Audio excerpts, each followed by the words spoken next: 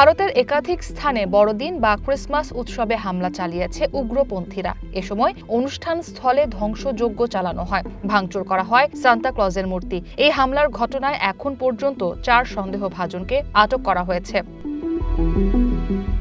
আসাম, ছত্তিশগড়, মধ্য ও উত্তরপ্রদেশ, কেরালা সহ বেশ কয়েকটি রাজ্যে বড়দিনের উৎসবে হামলার খবর পাওয়া গেছে। হামলার বেশ কিছু ভিডিও সামাজিক মাধ্যমে বেশ ভাইরাল হয়, যা নিয়ে শুরু হয় ব্যাপক সমালোচনা।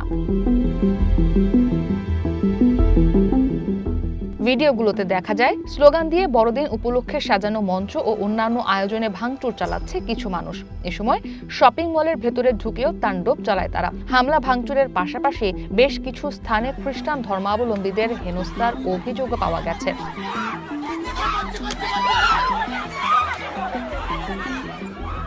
এই হামলার পেছনে কট্টর হিন্দুত্ববাদী সংগঠন বিশ্ব হিন্দু পরিষদ, বজরং দল ও আরএসএস এর মতো দলগুলোর ভূমিকা রয়েছে বলে অভিযোগ উঠেছে। নাশকতার ঘটনায় জড়িত সন্দেহে এখন পর্যন্ত 4 জনকে আটক করা হয়েছে।